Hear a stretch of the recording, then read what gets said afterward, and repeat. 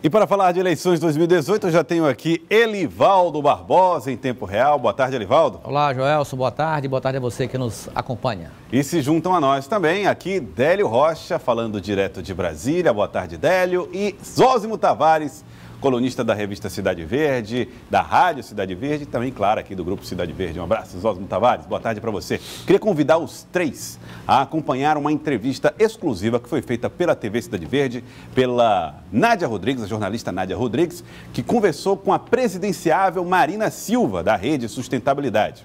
Ela cumpriu a agenda aqui no estado do Piauí, falou a respeito da violência que tomou conta da campanha, que segundo ela começou em 2014, e garante, aposta numa virada. E ela pode estar no segundo turno. Será? Nádia Rodrigues. A candidata Marina Silva é psicopedagoga, historiadora, ambientalista, já foi senadora pelo Acre, já foi ministra do Meio Ambiente, tem 60 anos, é mãe de 4 filhos, já disputou a presidência da República em 2010, 2014 e agora em 2018 pela Rede Sustentabilidade disputa mais uma vez a preferência dos brasileiros para o cargo mais importante do país. Obrigada pela entrevista, candidata. Obrigada. E eu queria saber como é enfrentar essa eleição pela Rede, um partido recém-criado, só em 2015 aprovado pela Justiça Eleitoral. Está sendo o que se esperava? Sim, porque nós acreditamos no movimento da sociedade.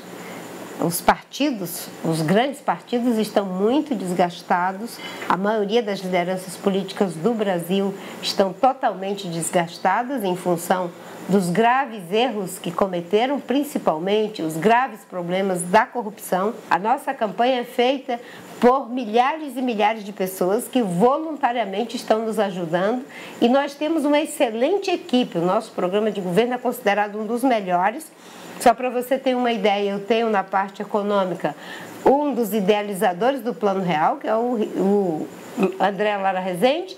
Tenho na parte de políticas sociais um dos idealizadores do Bolsa Família, e na parte de saúde, o meu vice, que é o Eduardo Jorge, foi a pessoa que aprovou a lei dos genéricos e a pessoa que ajudou a conceber o Sistema Único de Saúde. A senhora fala na corrupção. É possível, na sua opinião, estancar esse ralo da corrupção no novo governo? Sim, é perfeitamente possível. De que forma isso pode acontecer? Nós vamos combater a corrupção, prevenir corrupção e, principalmente, nós vamos criar uma cultura de uma gestão pública que seja ética e competente para resolver os problemas das pessoas na área de saúde, educação, segurança, fazer com que o país funcione. Porque hoje você leva meses para marcar uma consulta, a segurança pública está o caos, 63 mil pessoas sendo assassinadas por ano. Como é que nós vamos fazer isso? A primeira coisa, critérios na hora de escolher a equipe. Nós temos 3 critérios. A pessoa tem que ter idoneidade ética, que tem uma trajetória de vida limpa. Não vamos aceitar ficha suja para ser ministro, para ocupar função pública dentro do nosso governo, do meu governo. Um outro critério, capacidade técnica. Quem vai para uma pasta de saúde, educação, segurança pública, infraestrutura, não pode ser alguém que está lá só porque tem um padrinho político. Tem que ter capacidade técnica. E o outro critério é condição de liderar a pasta que ocupa. Pessoas boas existem em todos os partidos. O problema é que elas ficam sempre no banco de reserva. Eu vou trazê-las para entrar em cena e tirar de cena aqueles que não se preocupam com o Brasil e que assumem a função pública muito mais para benefício pessoal do que para cuidar do Brasil e da vida dos brasileiros. A senhora está disputando a presidência da República pela 3ª vez. Na pré-campanha, as pesquisas lhe davam bons índices de intenção de voto. A gente está praticamente 10 dias das eleições. E, nesse momento, o que se percebe, pelo que os institutos de pesquisa divulgam, é que a sua candidatura vem desidratando. Os índices vão diminuindo nesses últimos dias. Mas, em 2014, nós tivemos uma situação que, há 15 dias das eleições, a senhora e a ex-presidente Dilma eram as duas que lideravam as pesquisas e que indicava-se um segundo turno entre essas duas candidaturas. No entanto, na reta final, Aécio Neves acabou chegando na frente. O que eu quero perguntar é se a senhora acredita que nessa reta final as pesquisas podem indicar que algo ainda pode acontecer e modificar essa possibilidade de voto do brasileiro? Com certeza. Nós agora que temos os candidatos na disputa. Até então o candidato do PT estava escondido. Agora nós temos a real disputa eleitoral. E nesses 10 dias, pode ter certeza, o Brasil e os brasileiros irão fazer uma grande virada. Porque as pessoas estão percebendo que os partidos que já tiveram uma chance, PT, PMDB, PSDB e DEM, tiveram uma chance, mas não honraram essa chance que tiveram. Nós vamos, nesses 10 dias, mostrar que é possível o Tostão vencer 1 milhão, de que as propostas com propósito vão vencer as falsas promessas. Deixa eu fazer algumas perguntas rápidas. A senhora é contra ou a favor das privatizações? Eu não tenho uma visão dogmática sobre privatização, mas uma coisa eu posso te dizer. Não vou privatizar a Petrobras, não vou privatizar nem a Caixa Econômica, nem o Banco do Brasil, porque são instituições públicas que devem ser preservadas como públicas em benefício da população brasileira. Intervenção federal. A senhora é contra ou a favor? Intervenção federal é uma atitude extrema. O Rio de Janeiro é algo fora da curva. Não se pode ficar usando o Exército de forma politiqueira por incompetência do governo federal. A senhora acha que foi uma atitude só política? O que aconteceu no Existe Rio? uma politicagem de uso das Forças Armadas. Eu comecei dizendo que é uma questão extrema. O governador se declarou incompetente para direcionar as finanças e a questão da segurança. E é claro que o Rio de Janeiro não podia ficar entregue à própria sorte, mas isso não pode se generalizar. O Exército tem uma função constitucional, quem deve proteger as pessoas é a Polícia Militar, a Polícia Civil. Nós vamos implementar um sistema único de segurança pública, trabalhando de forma integrada, governo federal, governo estadual e municipal, pagando corretamente os policiais, treinando adequadamente os policiais, investindo cada vez mais em tecnologia para que se tenha inteligência orientando as abordagens da polícia, sobretudo nas manchas criminais, não permitindo que os bandidos continuem liderando o crime organizado de dentro dos presídios e entender que segurança pública não é só uma questão de polícia, é de justiça social. O que seria prioridade número 0 no governo Marina Silva? Seria assistência social, saúde, geração de emprego, economia? Ou tudo isso ao mesmo tempo tem que ser olhado e observado com clareza? Tem que ser tudo isso ao mesmo tempo. Se o país não recuperar a credibilidade, não tem como ter investimento. Se não tem investimento, não tem como crescer. Se não cresce, não tem como gerar emprego. E combater a corrupção. São mais de 200 bilhões que são desviados pela corrupção do PT, do PMDB, do PSDB e do DEM. Quando a gente fechar a torneira e o esgoto da corrupção, vai ter dinheiro. E poder fazer os investimentos no lugar certo. Por exemplo, nós vamos criar mais 2 milhões de vagas em creches, para que as mães possam deixar os seus filhos e poder trabalhar, estudar. Nós vamos usar o dinheiro que era usado antes do BNDES, 1 trilhão, para meia dúzia de empresários, amigos do governo e de suas campanhas milionárias, para abrir crédito, microcrédito para as mulheres, principalmente as mulheres de comunidade, poder abrir seus negócios, poderem fazer seus pequenos investimentos juntamente com a juventude. O dinheiro tem? Dinheiro tem, sim, para as questões essenciais. Nós gastamos 6% do PIB em educação. Há muita corrupção e ineficiência. Vamos ajudar as prefeituras a fazer o plano de carreira dos professores, implementar o Plano Nacional de Educação. Vamos ajudar a que a educação seja de qualidade. E com a Bolsa Jovem, nós vamos diminuir a evasão escolar. Candidata, a senhora disse que nessa reta final ainda acredita numa virada, mas caso a senhora não esteja no segundo turno, já pensou na possibilidade de que candidatura apoiará e se terá essa vertente mais para a esquerda, como já é da sua história? Eu sempre digo que eu não fico presa a esses jargões de esquerda e direita, eu estou muito à frente.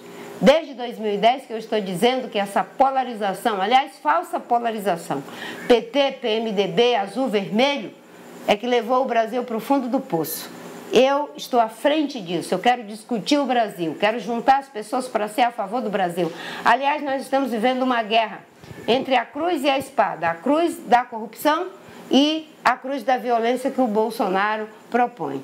Eu tenho dito, eu vou manter as coisas boas do governo do PT, Bolsa Família, Minha Casa Minha Vida, e vou fazer sem roubar, acabar com essa história de rouba mais faz.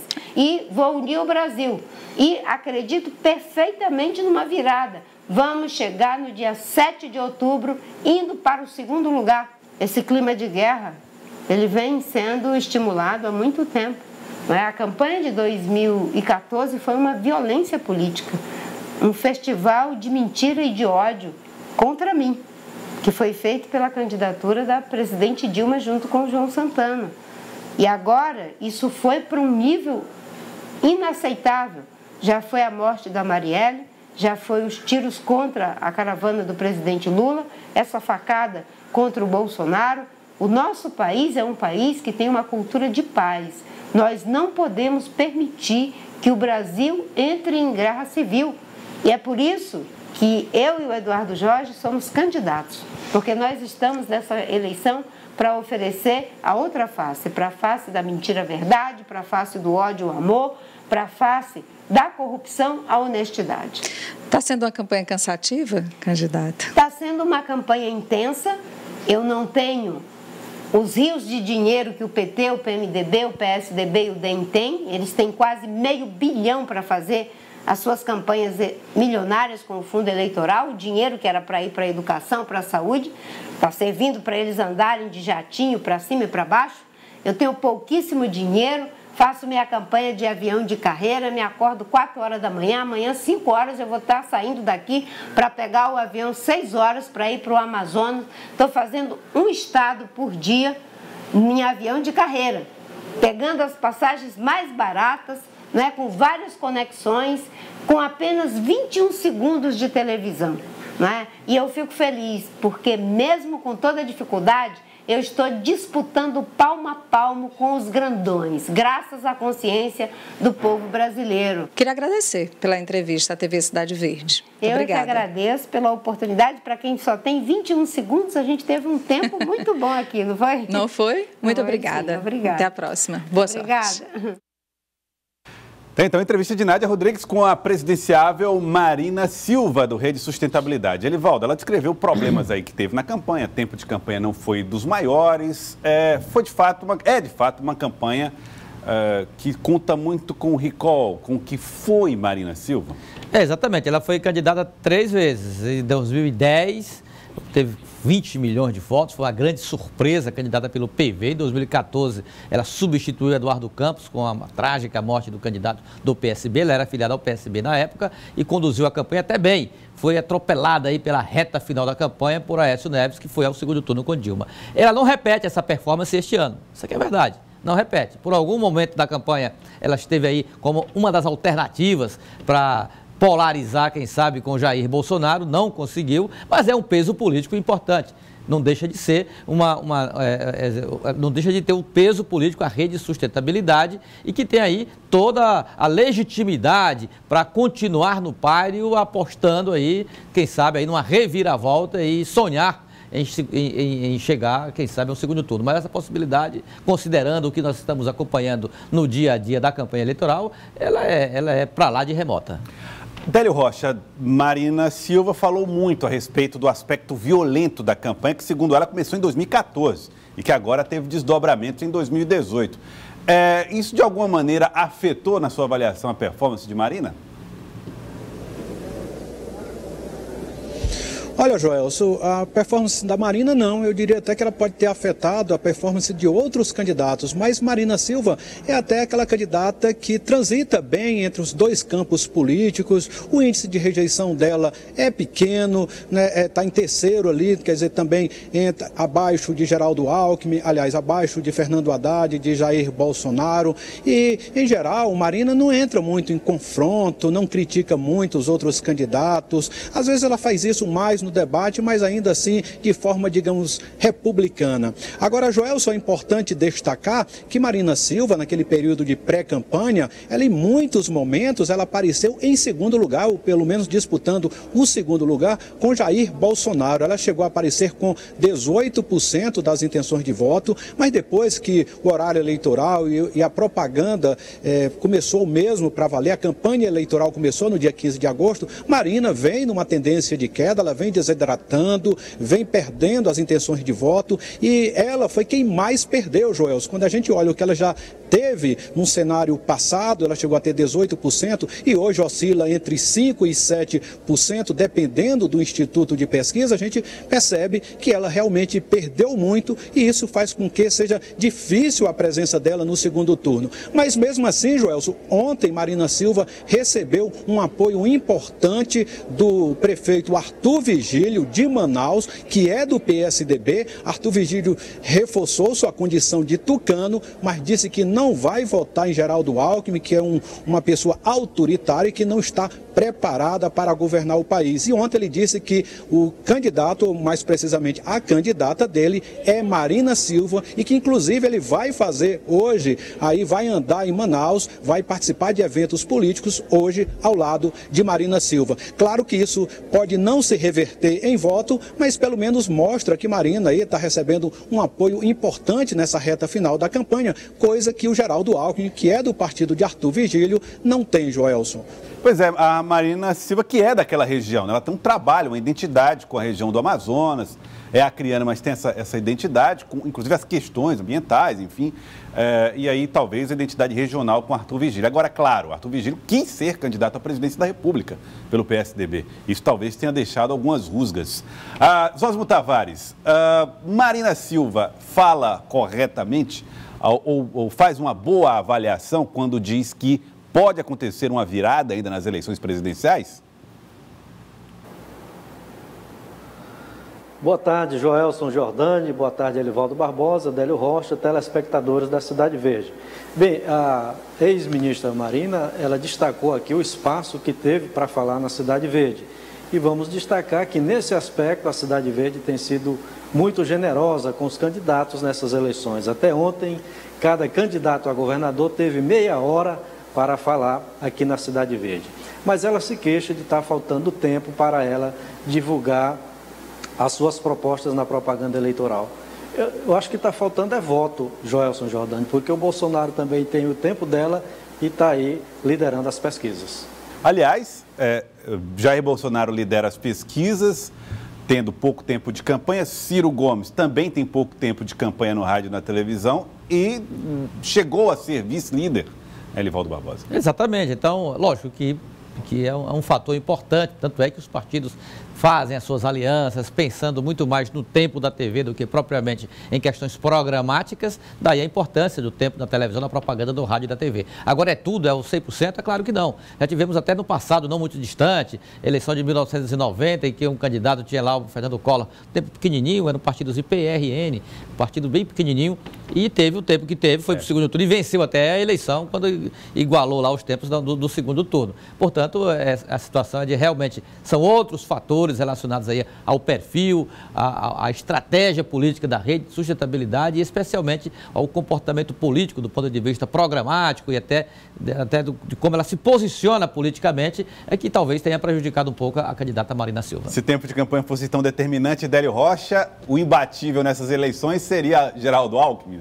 Henrique Meirelles. E Henrique Meirelles, olha aí. Joelson, Geraldo Alckmin, que tem quase metade do horário eleitoral, para ser mais preciso, ele tem 5 minutos e 32 segundos. O Zósimo falou do pouco tempo de Jair Bolsonaro, são 8 segundos somente, Joelson, uma diferença aí enorme. Mas o que acontece, Joelson, nessa campanha é que as redes sociais também têm feito a diferença, né? E alguns candidatos vêm se aproveitando mais desse novo meio para se comunicar com os eleitores. Jair Bolsonaro, por exemplo, desde o ano passado, que ele vem marcando presença muito forte nessa campanha e mesmo agora nesse período que ele está hospitalizado, ele vem fazendo uso com frequência das redes sociais. Ontem mesmo ele se manifestou para rebater algumas declarações do vice dele, o general Mourão, coisa que Geraldo Alckmin não vem trabalhando bem. Ele é pouco presente nas redes sociais e